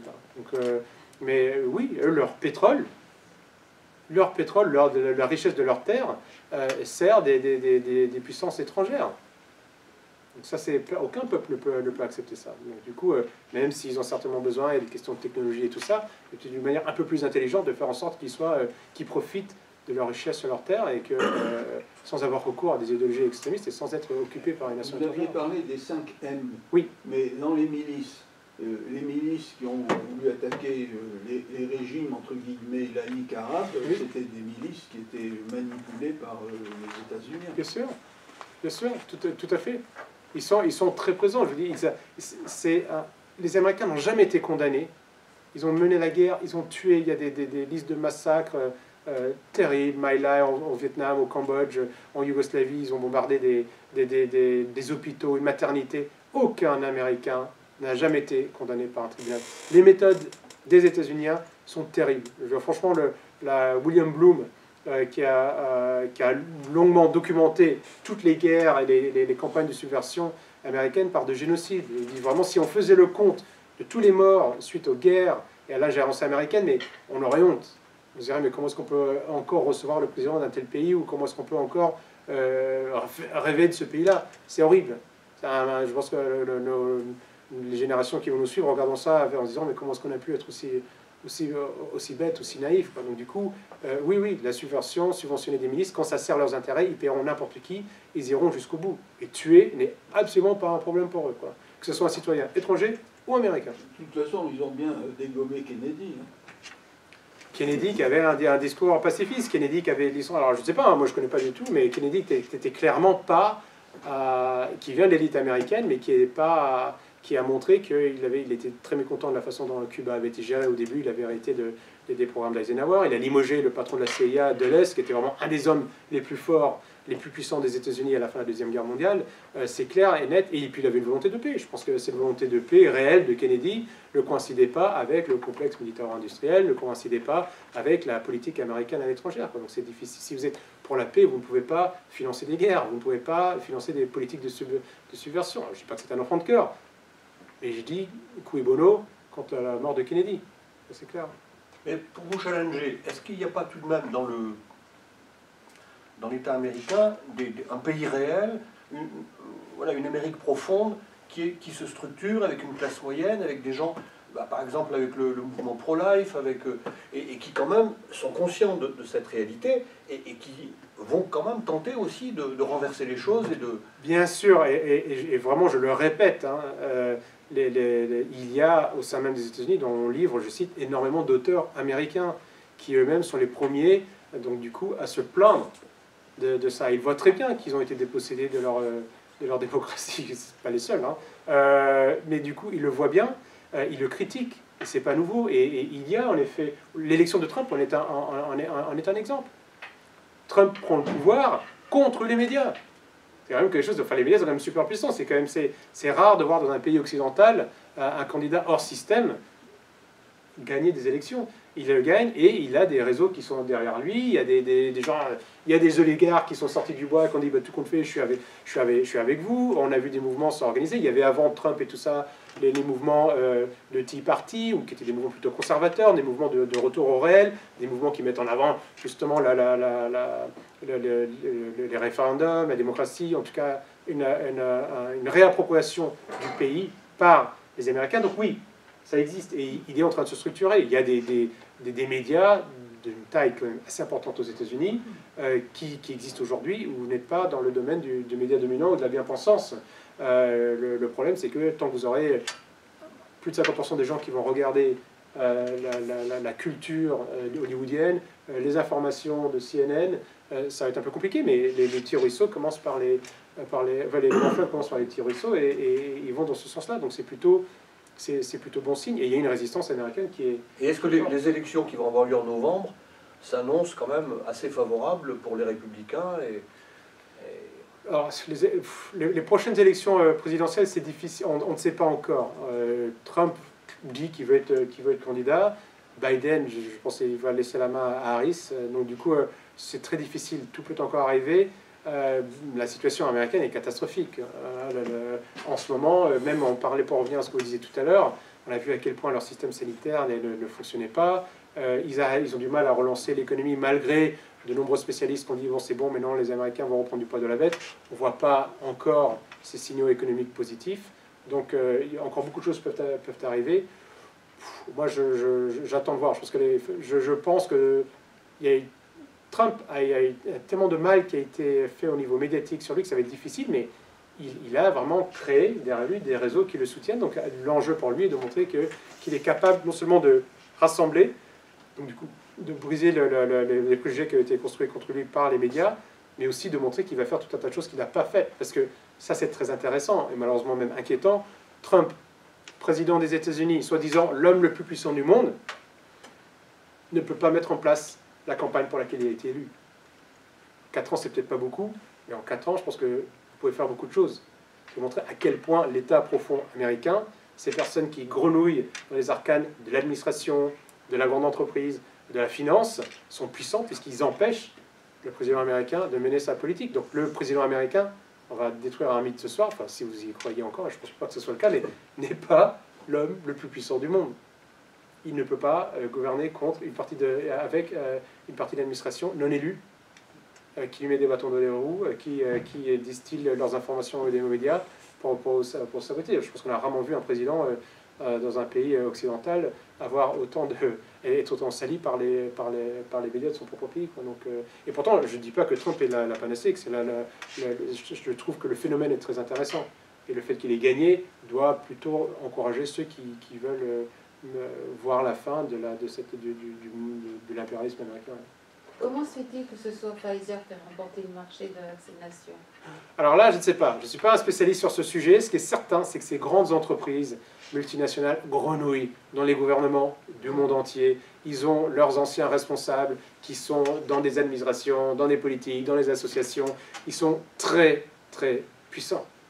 Ces multinationales, quel que soit le domaine, parce que vous pouvez prendre Pfizer dans le domaine de la pharmacie, vous en avez d'autres dans l'agriculture, dans l'armement. Comment se fait-il que les Américains, tout d'un coup, dégagent la France de la vente de sous-marins à l'Australie, du jour au lendemain? C'est la même raison, c'est le complexe militaire industriel qui dépasse donc, juste l'armée, qui est très puissante. Et donc, du coup, c'est clair que comment est-ce que c'est possible qu'on ait choisi que 4-5 sociétés pour fabriquer ces vaccins, essentiellement étrangères. On ne donne aucune chance à une société française. Ouais. Aucune. Et je ne dis pas que leurs produits auraient été meilleurs, j'en sais rien. Mais au moins, on a une industrie, on a des emplois, on a un savoir-faire, on a une technologie. Il y a des technologies françaises qui sont utilisées par des sociétés étrangères. Ça n'a aucun sens, quoi. Et Pfizer... je ne veux pas à un moment dire une anecdote dans le livre. Pfizer, déjà, au début du XXe siècle, est impliqué dans des histoires sordides d'aliments non comestibles qui sont mélangés dans l'alimentation pour réduire les coûts, parce que ça coûte moins cher de faire du café avec des haricots. Alors, je ne sais pas si c'est Pfizer qui a fait ça, mais Pfizer fait partie des sociétés qui sont épinglées à l'époque. Il y en a d'autres qui concassent des haricots pour mélanger avec le café, parce que le haricot coûte moins cher que le café. Bon, bref, donc du coup, non mais, c'est ça, ces grandes sociétés qui contrôlent, dont les actionnaires contrôlent également une partie des médias, qui peuvent leur raconter ce qu'ils veulent. Et le fait qu'ils débarquent comme ça du jour au lendemain et qu'ils signent des accords secrets, je ne sais pas si tout ça est très démocratique, mais voilà.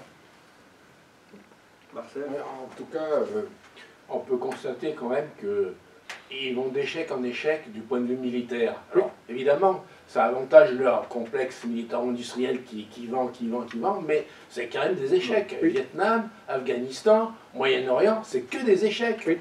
Alors, est-ce que, je pose la question, ce qui se passe avec le Donbass, l'Ukraine, oui. Je pense qu'ils ne vont pas risquer une guerre nucléaire avec la Russie, et donc ils vont avoir un nouvel échec, parce que Poutine, il est intransigeant, il veut y aller. pas. Oui. Donc ils vont à l'échec, Oui. une fois de plus. Vous avez 100% raison. Ils sont très Le puissants. Donbass, c'est russophone, c'est les Russes, puis c'est tout. Oui, oui. Et en plus, la Russie me réclame, juste pour... C'est un sujet que je connais très bien, la Russie ne demande pas le Donbass. Non. Ils demandent juste que les russophones de l'Est de l'Ukraine, parce que le Donbass, aujourd'hui les deux républiques du Donbass ne représentent pas l'ensemble des russophones, ils demandent juste que les russophones soient respectés suite au putsch de Maïdan. Des mouvements néo-nazis, il faut le dire, ont pris le pouvoir, ont aidé à renverser le président en place, et on dit, dans leur première mesure, on veut interdire la langue russe à des Russes qui sont dans ce qu'on appelle aujourd'hui Ukraine, avant même que la langue ukrainienne n'existe. Bien sûr. Ça n'a pas de sens. Et Poutine dit on défend les russophones. Donc du coup, juste donnez-leur le droit de vivre comme des citoyens à part entière et qu'ils puissent s'exprimer dans leur langue, et il n'y a aucun problème. Et vous avez 100% raison de dire que Poutine a montré que, en revanche, c'est une ligne rouge. Donc si vous les attaquez, on va y aller. Parce que ça fait partie on va y aller et on s'en fiche d'être Moi, ce sera un échec diplomatique des Américains. Terrible. Terrible, qui peut avoir des conséquences, parce que du coup, qu'est-ce qui se passe? Du coup, les Américains, qu'est-ce qu'ils vont faire? Ils vont envoyer quelques mercenaires, la France va envoyer quelques formateurs, on va envoyer des armes, et puis il y a une guerre dans laquelle des soldats français vont aller se battre pour le Donbass. Et les Américains, vous pensez qu'ils vont envoyer combien de soldats se battre pour le Donbass? Moi, je serais là, je dirais, allez, battez-vous, la Russie va être affaiblie, la France, l'Allemagne, tout ça, j'attends 2, 3 ans, hop, j'interviens, comme j'ai déjà fait 2 fois. C'est tout à fait possible, sauf que vous avez raison de souligner que la Russie était une puissance nucléaire et que là, quand la ligne rouge est ferme et que vous avez derrière des dirigeants politiques qui veulent défendre leurs intérêts et qui ont clairement dit ce qu'ils allaient faire et ont montré dans le passé qu'ils l'ont fait, on peut très vite avoir ce genre de catastrophe qui serait mauvais pour nous tous. Hein. Pour nous tous. C'est pour ça que il faut se dégager du partenariat américain. Et pourquoi est-ce que les Américains sont en Europe? Je dis toujours, même à des atlantistes, quand j'ai des débats, des discussions, mais pourquoi on en a besoin? Dans le traité de fonctionnement de l'Union européenne, ou le traité de l'Union européenne, je ne sais plus lequel des deux, c'est quand même précisé que c'est l'OTAN qui est l'armée européenne de l'Union européenne. Voilà. Donc c'est pour ça. Vous avez tout à fait raison. Preuve supplémentaire que cette construction européenne sur des bases atlantistes est néfaste, puisque du coup des nations européennes sont différentes, et ce sont les Américains qui viennent faire des pompiers, alors qu'ils sont les pyromanes, puisque c'est eux-mêmes qui ont reversé illégalement, qui ont reversé et financé et formé les manifestants de l'Euromaïdan, les révolutionnaires, et qui ont créé cette situation catastrophique pour les russophones. Donc du coup, donc voilà, et tous les Européens ont tout à perdre, et on n'a pas besoin d'une nation étrangère, qu'elle soit américaine, brésilienne, chinoise, quoi que ce soit, pour régler des différends entre Européens. On se connaît depuis quand même suffisamment de temps pour essayer, avec des hauts et des bas, mais par les temps qui courent, on a plutôt intérêt à savoir bien discuter entre nous. Je rappelle qu'avec la démographie africaine, avec la puissance asiatique, les Européens, ils ont intérêt à se ressaisir très rapidement, parce que sinon, on n'aura plus rien à proposer sur l'échiquier mondial d'un point de vue économique et politique. Quoi. Donc, il est temps de se réveiller. Et alors, moi j'ai une question. Là, à la fin de votre exposé, vous disiez qu'il faudrait que la France se rapproche d'autres pays qui soient également souverainistes et qui s'opposent aux États-Unis. Oui. Oui, mais alors le problème, ce ne sera certainement pas l'Allemagne, du coup. Non. Du coup, quel pays alors? Alors d'abord, pour être très clair là-dessus, je pense que la France peut être souveraine, donc pour que mon message soit clair, sans les autres pays. Je pense que ça va être difficile, d'accord? Mais on est un grand pays. La France a déjà montré par l'histoire qu'elle avait les ressources, l'intelligence, le savoir-faire pour recouvrir sa souveraineté sans être dépendant d'une nation étrangère. Le problème, c'est que si, je le vois tout de suite, par exemple, dans une moindre mesure, mais la Serbie qui essaie d'être indépendante au sein des Balkans, la Serbie est entourée de pays qui font partie de l'OTAN, qui sont dans l'Union européenne ou qui aspirent à rentrer dans l'Union européenne, elle essaie de rester seule. C'est pas facile. La France est plus puissante que la Serbie, il n'y a pas de doute là-dessus, mais ce serait difficile si elle était seule. Donc du coup, je pense très clairement que la France a un rôle privilégié et qu'avec différents pays européens, c'est possible, hein, et pas forcément toujours les plus grands. On n'a pas forcément besoin de l'Allemagne, ça serait bien, mais déjà s'il y avait une alliance forte entre la France et la Russie, je peux vous dire que tout le monde écoutera cette alliance-là. Hein. Il y a un seul pays, il suffit. Alors, si ce n'est pas la Russie, ou déjà travailler de manière plus intelligente avec les pays de l'Est, historiquement, la France est un acteur très important, est un acteur des Slaves, est un partenaire des Slaves.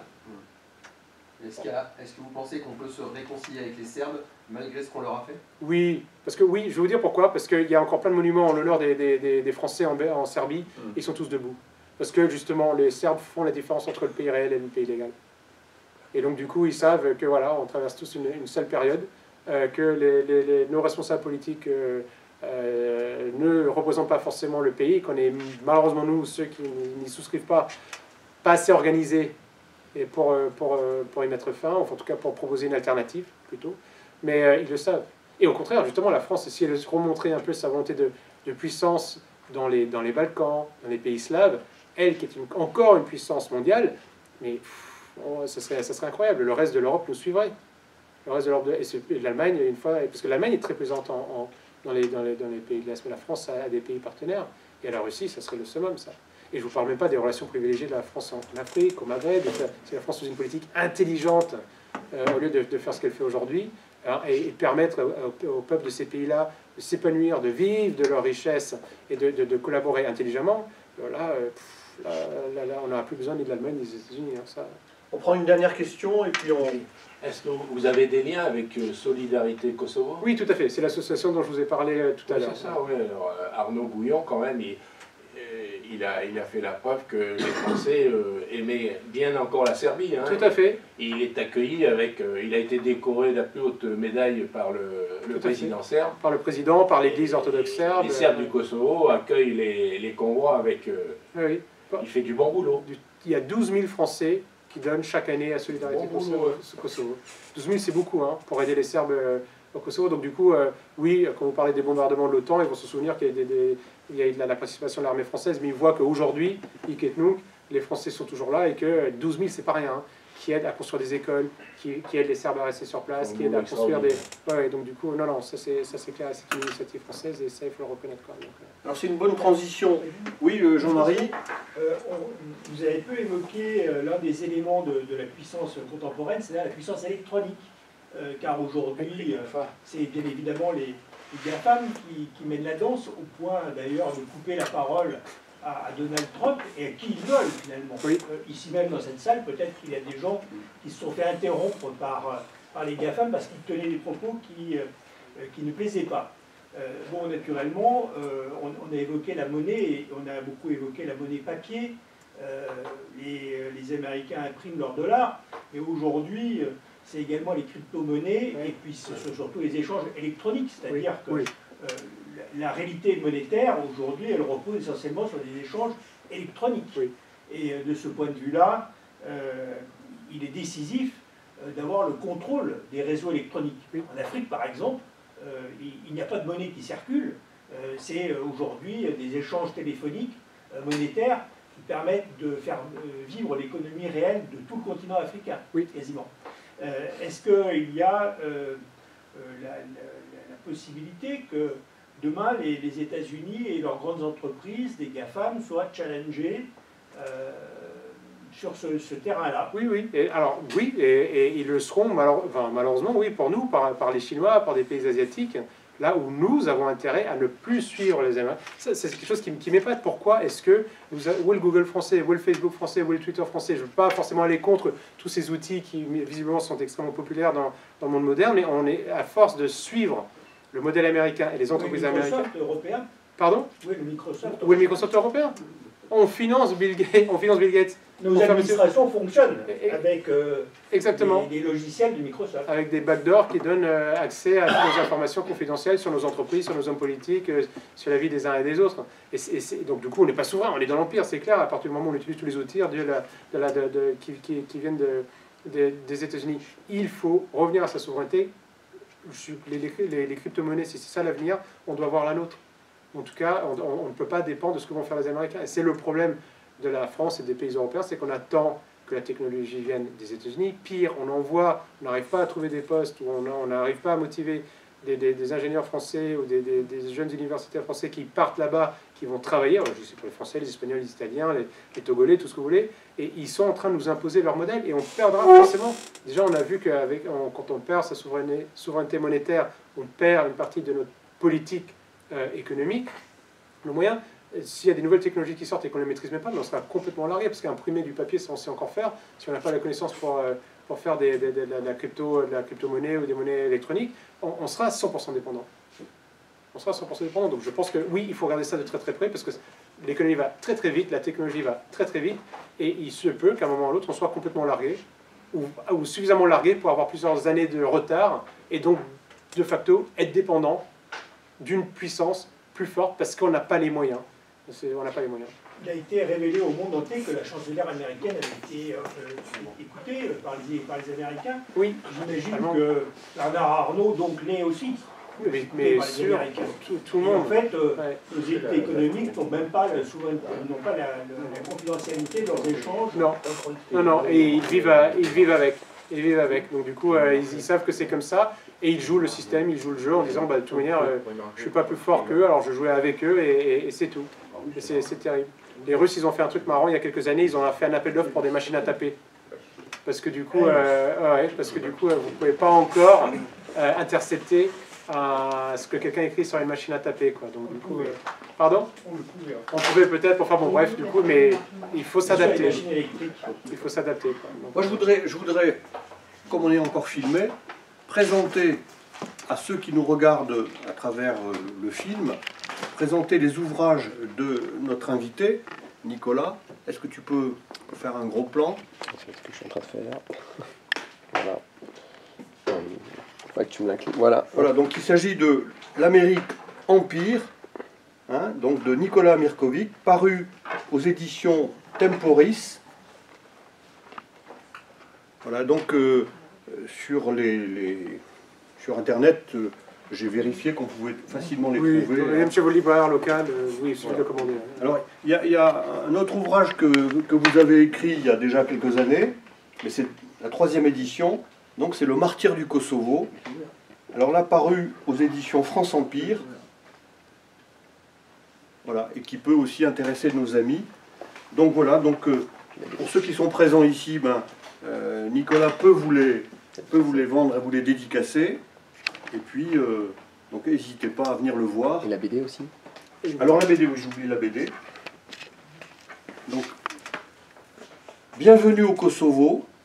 Donc là, c'est coécrit avec d'autres. Oui. Voilà. Et c'est publié aux éditions du Rocher.